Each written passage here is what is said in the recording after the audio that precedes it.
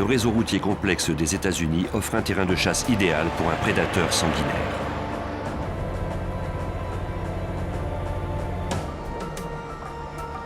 Il choisit ses victimes parmi les autostoppeurs errant sur les routes. Il les séquestre, puis il les torture et les viole. Quand ses besoins pervers ne sont pas encore assouvis, il tue ses victimes.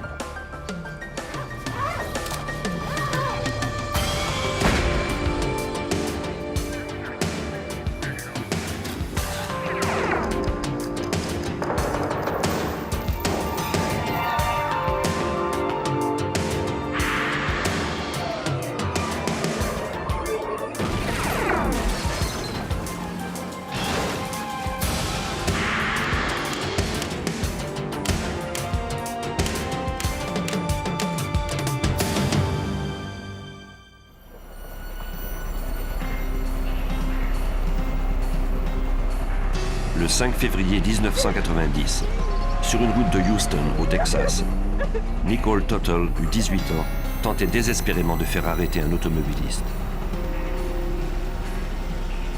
Quelqu'un s'arrêta finalement pour prêter secours à la jeune fille.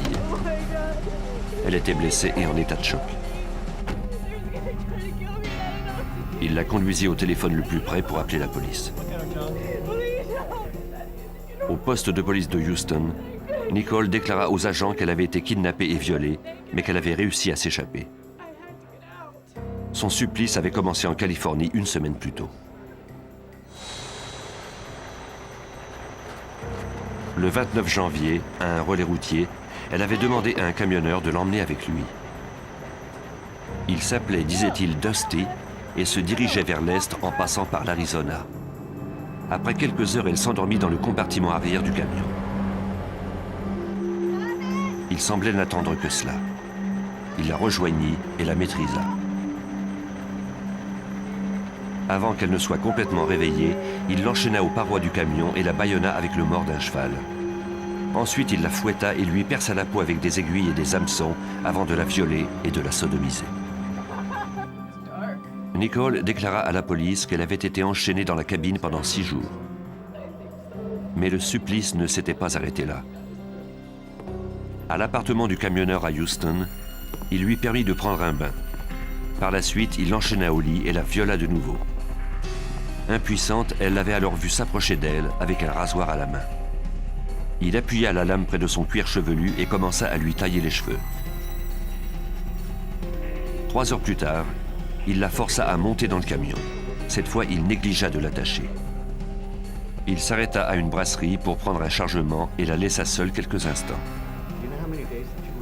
Nicole se dit que c'était peut-être son unique chance de lui échapper. Elle descendit du camion, une laisse attachée à son cou. Dans les environs de Houston, les policiers interceptèrent un camion remorque qui correspondait à la description donnée par Nicole. Mais en apercevant le visage du conducteur, elle déclara que ce n'était pas l'homme qui l'avait attaqué. On vérifia les antécédents de l'homme. Comme on n'y décela rien de significatif, on le relâcha. Nicole demanda aux agents de cesser les recherches. Elle était trop effrayée pour témoigner contre l'homme qui l'avait attaquée. Elle désirait simplement rentrer chez elle en Californie. Le 5 février, soit le jour même où Nicole s'était enfuie du camion, une autre jeune femme faisait de l'autostop. À environ 25 km de Pasadena au Texas, Regina K. Walters, 14 ans, était en fugue avec son nouvel ami. Depuis le divorce de ses parents, Regina habitait principalement chez son père à Houston. Elle était allée rendre visite à sa mère pendant quelques jours. C'est alors qu'elle avait décidé de s'enfuir en faisant de l'autostop. Cette jeune fille qui tentait d'affirmer son indépendance capta l'attention d'un routier. Il s'arrêta pour la faire monter à bord de son camion.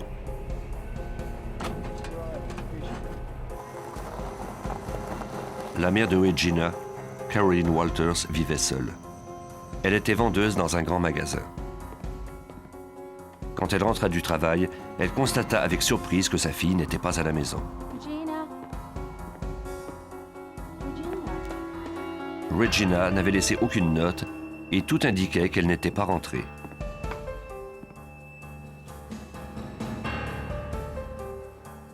vérifia le répondeur mais ne trouva aucun message.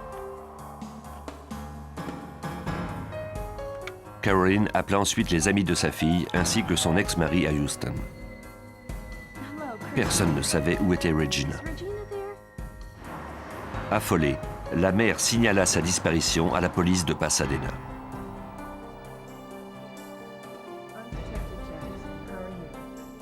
Un détective la rencontra.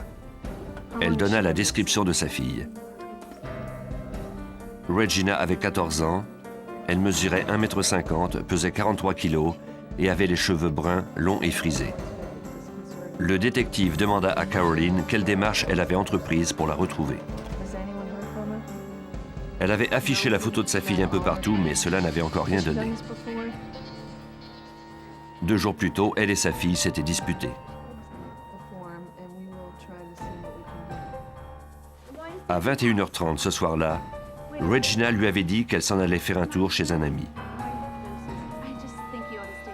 Caroline s'y opposa, mais sa fille lui assura qu'elle serait de retour sous peu. À contre-cœur, Caroline accepta de la laisser sortir, croyant que Regina l'appellerait si jamais elle décidait de rentrer un peu plus tard. Bien que l'adolescente ait déjà fait des fugues dans le passé, elle était toujours rentrée d'elle-même après ses escapades. Mais cette fois-ci, Caroline avait le pressentiment que quelque chose de grave lui était arrivé. On confia le dossier à la détective Susan Jackson du service de police de Pasadena au Texas. Elle comprenait les inquiétudes de Caroline. Plusieurs jours s'étaient écoulés. Habituellement, quand Regina s'absentait, elle appelait sa mère pour la rassurer. Elle lui disait qu'elle rentrerait bientôt. Mais cette fois-ci, ce n'était pas le cas.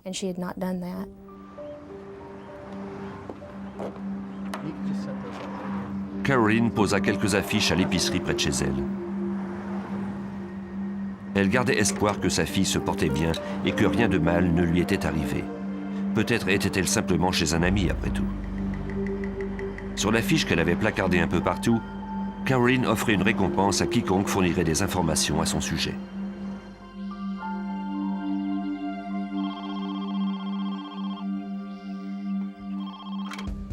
Cinq jours plus tard, elle reçut un appel téléphonique. La personne au bout du fil déclara avoir vu Regina parler à 2 jeunes hommes le soir où elle avait quitté la maison. Ces 2 jeunes hommes s'appelaient Billy et Ricky. L'informatrice lui apprit que Billy avait une petite amie au prénom très particulier, Urana. Caroline appela immédiatement la police. Le lendemain, elle reçut un autre appel. Son interlocuteur lui donna l'adresse d'un appartement où il avait vu Regina 2 jours plus tôt.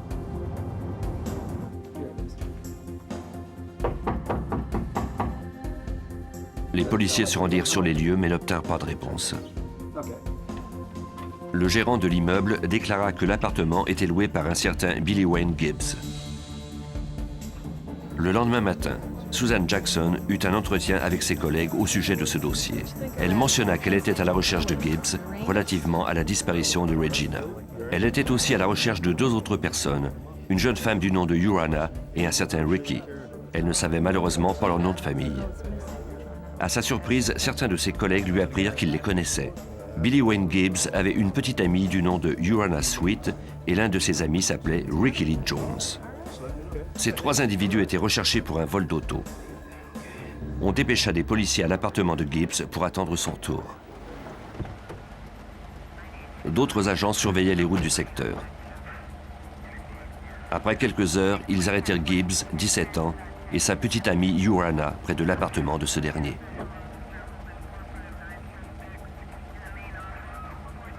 Ils furent menottés et conduits au poste pour subir un interrogatoire.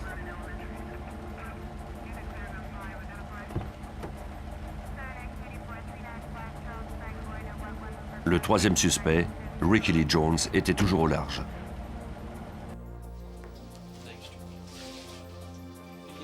L'agent qui procéda à l'arrestation demanda à Gibbs s'il avait vu Regina ou Ricky Lee Jones. Gibbs déclara qu'il leur avait parlé 4 jours plus tôt, mais qu'il ne les avait pas revus depuis. Il dit aussi à la police que Regina et Ricky étaient tombés amoureux l'un de l'autre et qu'ils envisageaient d'aller au Mexique, où vivaient des parents de Ricky. Ce dernier avait peut-être un autre motif pour quitter la ville. S'il était arrêté avec Regina, On pourrait l'accuser d'avoir entraîné une mineure à la délinquance. Regina avait 14 ans et ils étaient manifestement amoureux l'un de l'autre. Quand ils ont vu les affiches sur lesquelles la mère de Regina offrait une récompense pour la retrouver, ils ont sans doute cru qu'il était préférable de quitter la région. C'est à ce moment-là qu'ils ont décidé de se rendre au Mexique en autostop. Ricky Lee Jones était en liberté conditionnelle suite à une affaire de vol. Le fait qu'il ait quitté le territoire sous la juridiction des autorités constituait une violation des conditions de sa mise en liberté. La détective fit émettre un mandat d'arrestation. Elle introduisait aussi la description de Regina dans la base de données du NCIC, le Centre national d'information criminelle. On y retrouve les noms des victimes et des criminels de tout le pays. Si l'un des services de police des États-Unis retrouvait la trace de Regina, la police de Pasadena en serait avisée. Autrement, il serait difficile de retracer le couple d'amoureux qui n'avait ni adresse ni véhicule. À quelques 25 km de là, les policiers de Houston interrogèrent Jerry Walters, le père divorcé de Regina. Dans la soirée du 17 mars, il avait reçu un appel troublant sur sa ligne téléphonique confidentielle. La conversation avait été brève et Walters ne connaissait pas la voix de son interlocuteur.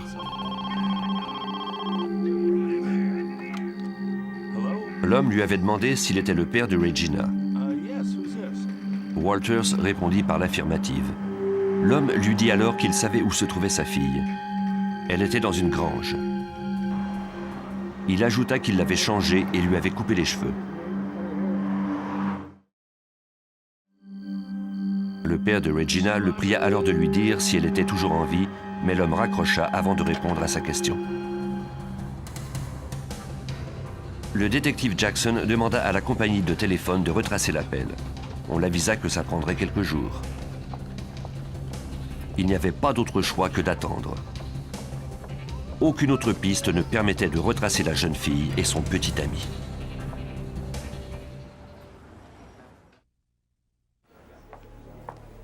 En mars 1990, Susan Jackson de la police de Pasadena au Texas poursuivait ses recherches pour retrouver Regina Kay Walters, 14 ans.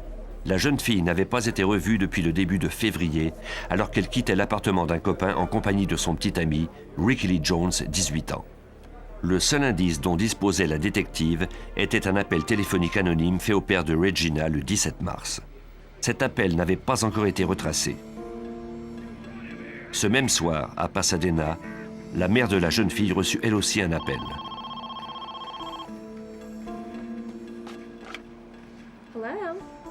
Elle enregistra la conversation comme la police le lui avait conseillé. Un inconnu lui fixa un rendez-vous à l'épicerie à 6h30 le lendemain matin. Il avait quelque chose à lui dire au sujet de Regina et il voulait le faire en personne. Il raccrocha sans donner son nom ni sa description. Caroline communiqua avec Jackson. Cette dernière l'avisa qu'elle courait un danger si elle se rendait seule à ce rendez-vous. Comme Caroline insistait, Susan Jackson décida d'affecter des policiers à sa protection. Les agents de police surveillaient Caroline à distance pendant qu'elle attendait l'inconnu à l'épicerie.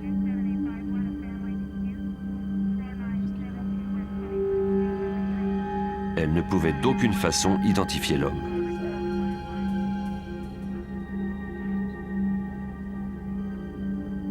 Il faudrait qu'il se présente à elle.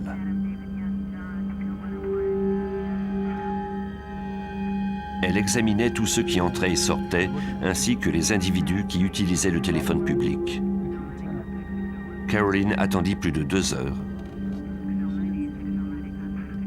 Mais son interlocuteur ne se montra pas.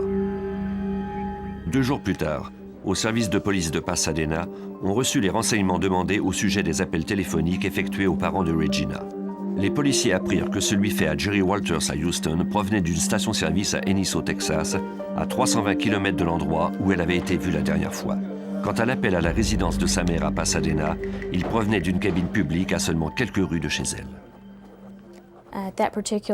À ce moment-là, nous sommes devenus très inquiets au sujet de Regina. Les 2 appels téléphoniques ainsi que les renseignements que nous avions reçus laissaient croire qu'un crime s'était vraisemblablement produit. Les recherches se poursuivirent au Texas jusqu'à l'automne 1990. À Bend, en Illinois, Un agriculteur s'apprêtait à brûler sa vieille grange abandonnée. Il n'y était pas entré depuis quelques années. Il monta au grenier à foin pour y faire une dernière vérification. Il n'y trouva que des objets dont il s'était débarrassé depuis longtemps. Rien ne lui semblait anormal ou déplacé. Puis quelque chose attira son attention. Il regarda de plus près le foin répandu et aperçut ce qui semblait être un squelette humain. Il appela immédiatement la police.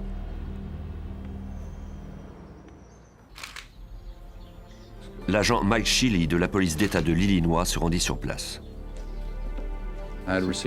J'avais reçu un appel du bureau du shérif de Bond County.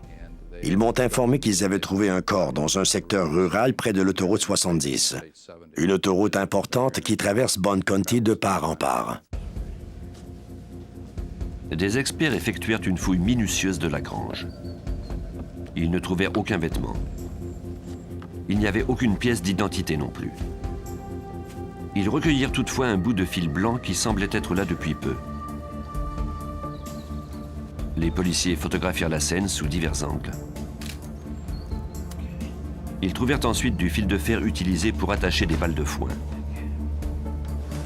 Il était identique à un bout de fil enroulé autour du cou de la victime. Il y avait encore quelques cheveux sur le crâne. Il était petit, ce qui laissait croire que la victime était sans doute un enfant. Il n'y avait pas eu de meurtre dans la région de Greenville depuis 10 ans. Le mystère entourant ce crime était particulièrement troublant. On ne pouvait aucunement savoir si la victime provenait de la région ou si elle avait été abandonnée là par quelqu'un qui avait emprunté l'autoroute 70. À première vue, on ne pouvait déterminer l'âge ou le sexe de la victime. Un anthropologue légiste procéda à l'examen des restes humains. Les informations qu'il en obtint furent très utiles à l'agent Mike Shealy de la police d'État.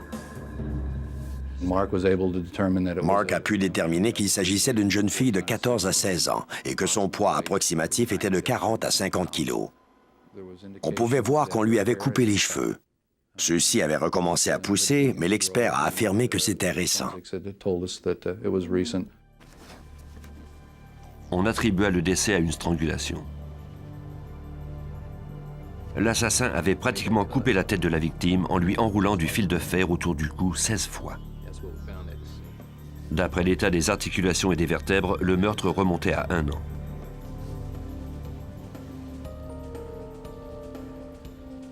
Un chimiste analysa le bout de fil blanc trouvé près du corps. Peut-être donnerait-il une indication sur les vêtements que la jeune fille ou son meurtrier portait. La fibre était principalement composée de coton et provenait sans doute d'une serviette et non d'un vêtement. L'agent Mike Shealy de la police d'État introduisit la description de la victime dans la base de données du NCIC. Cette jeune fille de race blanche, âgée entre 14 et 16 ans, avait vraisemblablement été tuée en septembre 1989. Quand nous avons constaté que 950 fiches correspondaient à son groupe d'âge, à son poids, ainsi qu'à la période de son décès, nous avons compris que le processus d'identification ne serait pas facile. Shealy réduisit son champ de recherche en limitant le moment du décès de la victime au printemps 1990. Il obtint alors une centaine de fiches. Il relaya ces informations aux services de police qui travaillaient sur ce type de cas. Susan Jackson, qui enquêtait sur la disparition de Regina Walters à Pasadena, au Texas, reçut ce message le 16 octobre. Comme la description correspondait à celle de Regina, elle téléphona au shérif de Bond County. La standardiste lui répondit qu'ils avaient reçu tellement d'appels à ce sujet que le shérif la rappellerait plus tard. Mais avant de raccrocher, Susan Jackson se rappela le mystérieux appel que le père de Regina avait reçu. L'homme au bout du fil lui avait dit que la jeune fille se trouvait dans une grange. Quand je lui ai demandé si le corps avait été trouvé dans une grange, la téléphoniste a immédiatement transféré mon appel au shérif.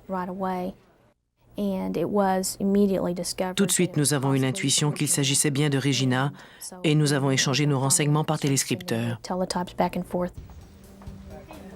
Jackson posa alors une autre question au shérif en se basant sur l'appel du 17 mars au père de Regina. La jeune fille trouvée dans la grange avait-elle eu les cheveux rasés? On lui répondit par l'affirmative.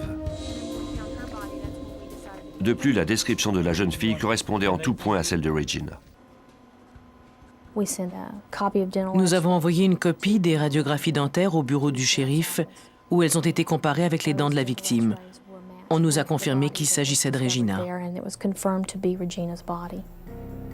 Mais une question restait sans réponse. Où donc se trouvait Ricky Lee Jones, le petit ami de la victime? Les enquêteurs demandèrent l'aide du FBI.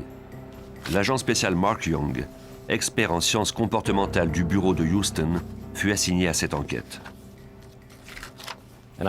Je me suis rendu sur place et j'ai tenté de rencontrer toutes les personnes qui avaient pu être en contact avec Ricky ou Regina. Je me disais qu'elle mentionnerait peut-être un détail qui nous permettrait de retracer Ricky. À l'école secondaire qu'il fréquentait, les détectives de Pasadena poursuivaient eux aussi leurs recherches pour retrouver Ricky Lee Jones. Une conseillère pédagogique les informa que Jones ne s'était pas inscrit à l'école l'année précédente. Elle possédait peu de renseignements sur lui, mais elle put toutefois leur donner sa dernière adresse connue. C'était chez ses parents. Les détectives y rencontrèrent sa sœur Tammy. Personne dans la famille n'avait vu Ricky depuis plus d'1 an. Ses parents désapprouvaient ses mauvaises fréquentations. Ils étaient convaincus qu'il finirait ses jours en prison. Les enquêteurs lui demandèrent alors s'ils avaient de la parenté au Mexique. Tammy leur affirma que c'était le cas. Des membres de la famille de sa mère vivaient à Matamoros, juste au sud de la frontière du Texas. Jackson lui montra une photo de Regina, mais Tammy ne la reconnut pas. Ricky était déjà recherché par la police parce qu'il n'avait pas respecté les conditions de sa libération sur parole. Nous pensions qu'il craignait de rentrer à la maison parce qu'il savait quelque chose au sujet de la disparition et de la mort de Regina. En analysant attentivement le dossier, l'agent spécial Mark Young dressa le profil de l'assassin. Il en déduisit que Ricky Lee Jones n'avait sans doute pas commis le crime. Si Ricky Lee Jones avait tué Regina, il l'aurait fait dans un accès de colère, et cela se serait reflété sur la scène du crime. Cette scène avait au contraire été mise au point très minutieusement. Son auteur avait un plan. Nous avions l'impression que c'était une personne plus âgée, un homme de race blanche, un voyageur, comme un camionneur ou un représentant de commerce. Quelqu'un qui avait un motif pour se trouver dans cette région. Le fait que la grange se trouvait à proximité de l'autoroute soutenait l'hypothèse de l'agent Young. La scène du crime lui donna encore des informations sur le meurtrier. C'était un sadique. Il avait déchiré les vêtements de Regina, l'avait étranglée lentement jusqu'à ce qu'elle cesse de respirer. Et chose étonnante, il lui avait rasé les cheveux. Celui qui avait commis ce crime en avait fait plus que nécessaire. C'était sans doute un agresseur sexuel ou un sadique. Quelqu'un qui avait déjà commis d'autres délits par le passé. Les enquêteurs apprirent alors qu'un autre crime avait été commis dans la ville de Marshall, au Texas, à 320 km au nord de Houston. Les restes partiels du squelette d'un jeune homme venaient d'être découverts sur la berge d'un petit cours d'eau. Le côté gauche de son crâne avait été perforé par une arme de petit calibre. Bien qu'il n'y eût que peu d'indices pour l'identifier, l'âge de la victime et l'endroit où il avait été découvert laissaient présumer qu'il s'agissait peut-être de Ricky Lee Jones. Il n'y avait plus de pistes. Nous avons donc mis un terme à nos démarches. Nous ne pouvions rien faire de plus.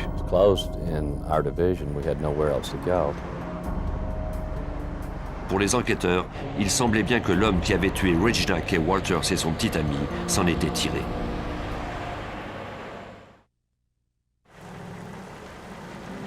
Les recherches entourant un tueur sadique étaient temporairement interrompues à Pasadena, au Texas.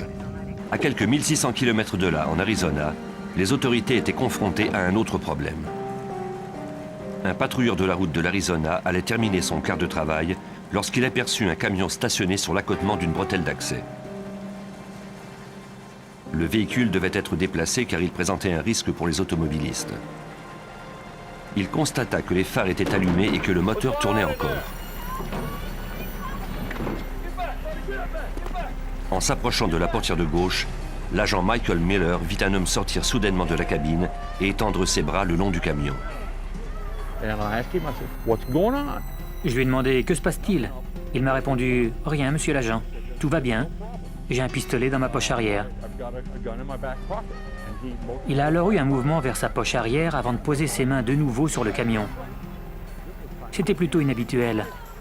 J'entendais une femme crier à l'intérieur du camion. Miller lui passa les menottes et le fit asseoir sur le siège arrière de sa voiture en vue de le questionner. Il m'a assuré que tout allait bien. La femme qui se trouvait avec lui était consentante. J'ignorais si elle criait simplement parce que je l'avais effrayée ou surprise, et j'étais résolu à faire la lumière sur cette affaire.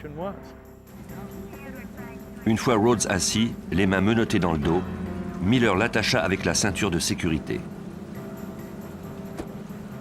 Il retourna au camion pour vérifier l'état de la femme. On lui avait menotté les poignets et les chevilles aux parois du camion. Le patrouilleur lui assura qu'elle ne courait plus aucun danger. Je lui ai dit qu'elle allait devoir rester là jusqu'à ce que je puisse obtenir de l'aide. De toute évidence, il s'agissait là d'une scène de crime et des experts devaient venir l'analyser. Je lui ai dit de rester calme. Je suis ensuite descendu du camion pour retourner à ma voiture. Miller revint juste à temps. Malgré les menottes, Rhodes avait réussi à ramener ses mains devant lui et à détacher sa ceinture de sécurité. Il s'apprêtait à ouvrir la portière. L'agent lui passa les menottes à nouveau. On procède rarement à des vérifications de routine sur cette route. On ne sait donc jamais à qui l'on a affaire. J'ai froid dans le dos en pensant que cet homme cruel aurait pu nous tuer, moi et la jeune fille, et continuer à circuler en toute impunité. Le service de police de Casa Grande dépêcha des agents sur les lieux. Ils libérèrent la femme de ses entraves et la conduisirent de même que Rhodes au poste de police pour un interrogatoire. Dans le camion, les experts découvrirent tout un arsenal d'instruments de torture. Des chaînes que l'on pouvait attacher à des anneaux soudés à l'arrière du compartiment, des hameçons, des serviettes maculées de sang, un mort à cheval et une valise remplie d'objets de torture. Cette valise contenait aussi une caméra ainsi qu'une poignée de cheveux qui n'étaient pas ceux de la victime. L'inspecteur Rick Barnhart de la police de Casa Grande menait cette enquête. Dans son camion, Robert Rhodes possédait une sorte de trousse de viol. Il disposait de tout un attirail, notamment de longs bâtons munis d'agrafes qu'il utilisait pour tirer et écarteler ses victimes. Il possédait aussi des fouets. Cela m'a convaincu que Rhodes était un prédateur. La femme enchaînée dans le camion de Rhodes s'appelait Kathleen Vine. Elle avait 27 ans. Elle déclara aux enquêteurs que Rhodes l'avait fait monter à bord de son camion environ 1 heure plus tôt au relais routier de Rip Griffin, au nord de Phoenix.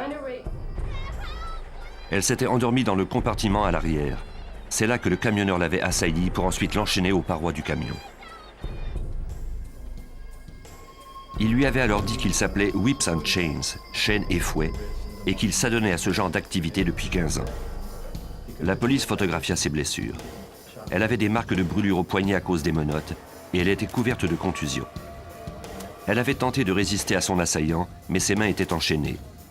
Tout ce qu'elle pouvait faire pour se défendre était de le mordre. Elle l'avait blessé à l'épaule gauche, assez pour l'empêcher de la violer. Kathleen accepta de déposer des accusations d'agression et d'enlèvement, mais l'inspecteur Barnhart voyait bien qu'il aurait de la difficulté à la faire témoigner contre Rhodes. Mon entretien avec Kathleen a été plutôt bizarre. Elle parlait de cet événement, de cette terrible agression qu'elle avait subie. Puis de temps à autre, elle me parlait du voyage qu'elle avait entrepris à travers le pays pour rencontrer le président. Elle voulait lui remettre un microprocesseur. Elle m'a aussi parlé d'une prison secrète d'où personne ne pouvait s'échapper. Plus elle parlait, plus j'étais découragé, parce que j'avais besoin du témoignage articulé de Kathleen sur cette horrible mésaventure. L'enquêteur demanda à Robert Ben Rhodes de donner sa version des faits. Rhodes déclara que Kathleen était folle alliée. Il ajouta que c'était une de ces femmes qui troquent des faveurs sexuelles pour voyager à bord des camions. C'était elle qui l'avait sollicité. Elle aimait avoir des relations sexuelles brutales, même si de fait, il n'avait pas eu de relations sexuelles formelles.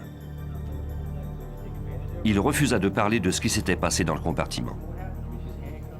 Il resta évasif, sans jamais laisser entendre qu'il y ait eu là quelque crime que ce soit. Les policiers photographièrent la blessure de Rhodes à son épaule. Elle ressemblait à une morsure, comme Kathleen l'avait indiqué. Rhodes déclara qu'il se l'était faite en chargeant son camion. L'inspecteur Barnhart était plus enclin à croire la version de Kathleen. Elle m'a dit qu'elle avait tenté de le mordre à la gorge. Mais comme il avait bougé, elle l'avait plutôt mordu sur le dessus de l'épaule gauche. La photo corroborait sa version. Les procureurs firent arrêter Rhodes et l'accusèrent d'assaut, de viol et de séquestration.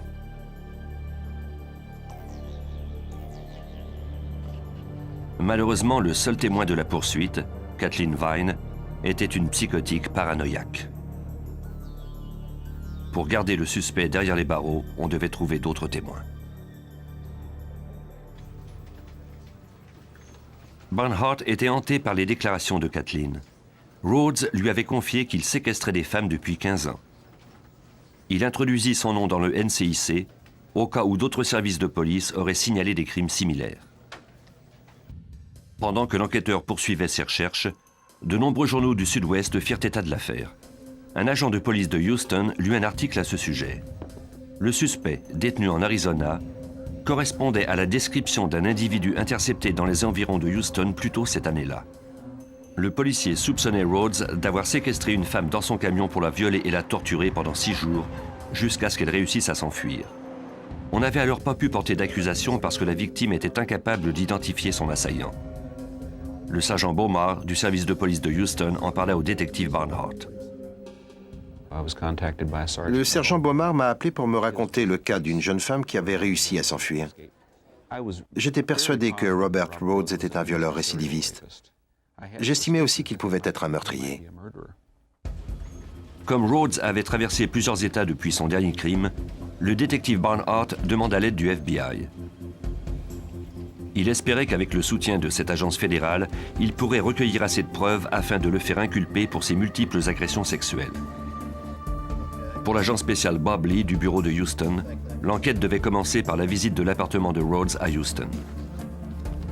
Il interrogea la propriétaire de l'immeuble. Elle était entrée dans l'appartement après l'arrestation du suspect et avait été horrifiée d'y trouver des instruments de torture tachés de sang. Sur la foi de cette déclaration, l'agent Lee obtint un mandat de perquisition. Les violeurs en série conservent souvent des trophées de leurs victimes, un vêtement, un bijou ou quelque autre objet. Dans son appartement, nous avons trouvé tout un assortiment d'articles pour attacher des personnes et les séquestrer, notamment des chaînes et des menottes. Il y avait aussi une barre fixée au mur à laquelle il pouvait attacher une personne. Nous avons également découvert beaucoup de bijoux de femmes. Les agents de police recueillirent des serviettes blanches tachées de sang, des vêtements féminins et de nombreuses photographies sur lesquelles on pouvait voir un certain nombre de femmes aux cheveux rasés, nues ou partiellement nues, ligotées et couvertes de contusions. On pouvait présumer que Rhodes avait pris ces photos pour se remémorer ses crimes et revivre l'excitation que lui procurait la terreur de ses victimes. Les policiers avaient de bonnes raisons de croire que Rhodes était un violeur récidiviste, mais ils ne pouvaient identifier ses victimes d'après les photographies. Sans témoin, les chances de le faire condamner étaient faibles. Le témoignage de Kathleen Vine était sujet à caution. Ce serait sa parole contre celle du suspect. Mais le fait qu'elle souffrait de troubles mentaux aurait certainement un impact négatif sur la décision du jury.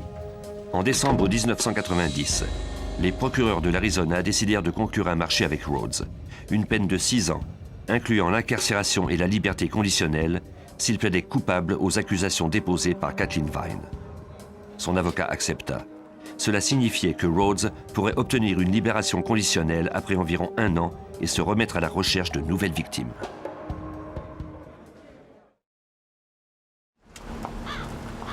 En octobre 1991, un an après que Regina K. Walters, 14 ans, ait été trouvée assassinée en Illinois, l'enquête n'était toujours pas résolue. L'agent spécial Mark Young, psychologue du FBI, croyait qu'il était possible que le meurtrier soit un camionneur ou un représentant de commerce et qu'il ait des antécédents criminels à caractère sexuel.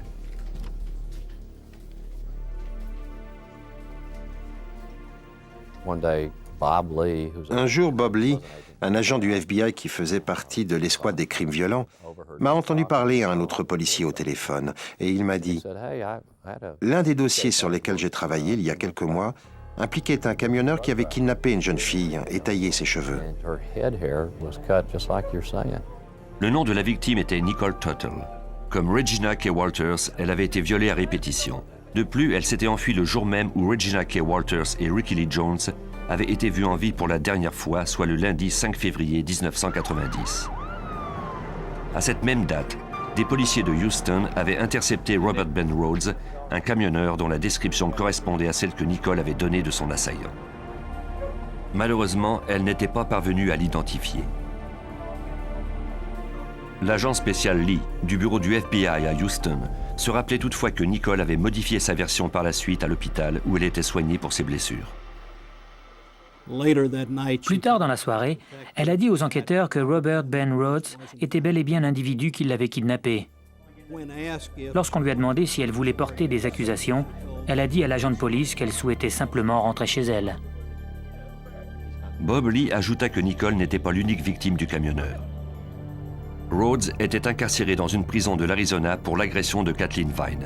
Il serait éligible à une libération conditionnelle dans 3 mois. L'agent Lee lui décrivit ensuite ce qu'ils avaient trouvé chez Rhodes lors de la perquisition. Ils ont trouvé des photos. Sur l'une d'elles, on pouvait voir une autre jeune femme aux cheveux taillés. Cette photo semblait avoir été prise dans une grange. La victime y portait des vêtements féminins.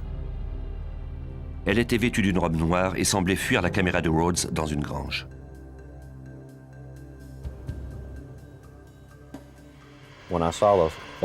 En voyant ces photos, j'étais certain qu'il s'agissait de Regina Walters.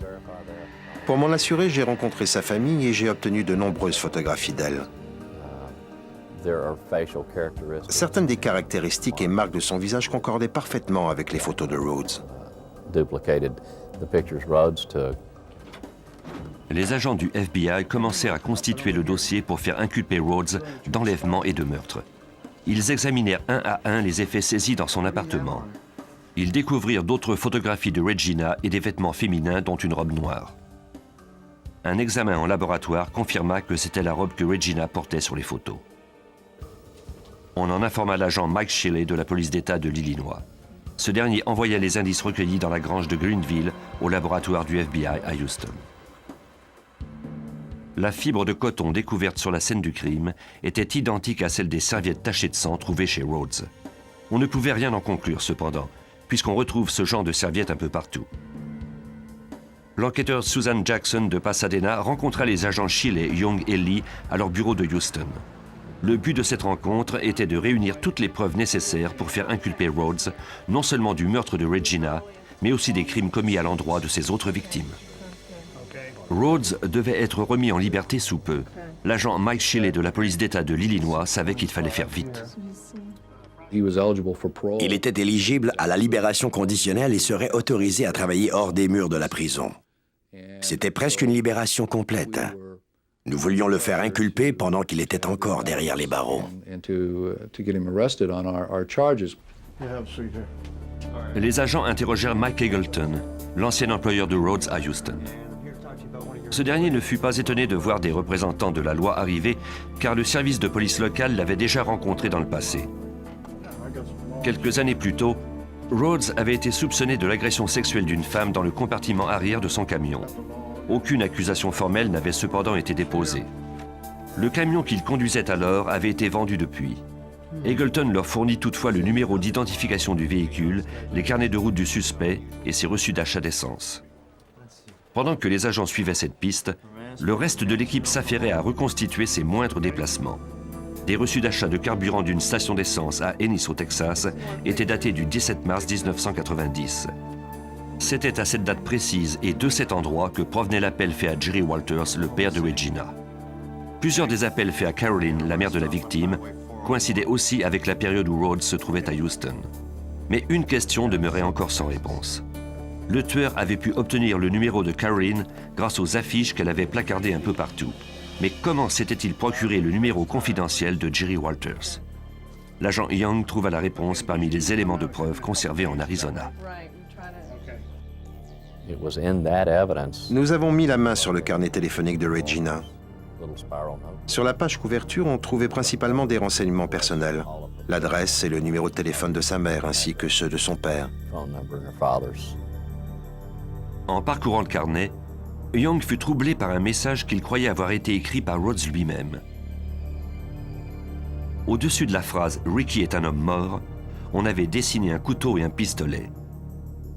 Les lettres semblaient dégoulinées de sang.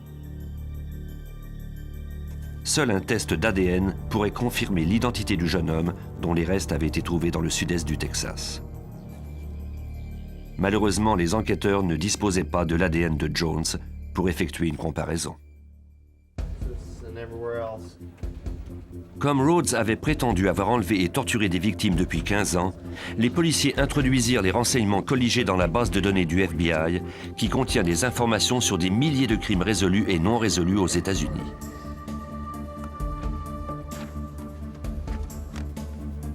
Malgré le manque de renseignements et les blancs dans la reconstitution des déplacements de Rhodes, Susan Jackson obtint une cinquantaine de dossiers d'enquête non résolus d'homicides et de personnes disparues. Elle ne fut pas surprise. Avoir tous ces déplacements de Houston à Los Angeles sur une période de 4 ou 5 jours, on peut imaginer le nombre de personnes qu'il rencontrait et la quantité d'endroits isolés où il pouvait agresser ses victimes et se débarrasser de leur corps. Une semaine plus tard, les policiers retracèrent le camion de Rhodes à Houston. 2 ans s'étaient écoulés depuis qu'il l'avait utilisé. Bien que la cabine ait été nettoyée à la vapeur, repeinte et utilisée par d'autres conducteurs, des traces de ces crimes s'y trouvaient encore. Les enquêteurs trouvèrent un cheveu qui correspondait à ceux de Regina. Miraculeusement, ils découvrirent également son empreinte digitale sur le capitonnage dans le compartiment arrière. Cela prouvait formellement qu'elle s'était trouvée à bord. Malheureusement, cela n'indiquait pas à quel moment, ni si elle s'y était trouvée contre son gré. En janvier 1992, les agents du FBI durent se rendre à l'évidence.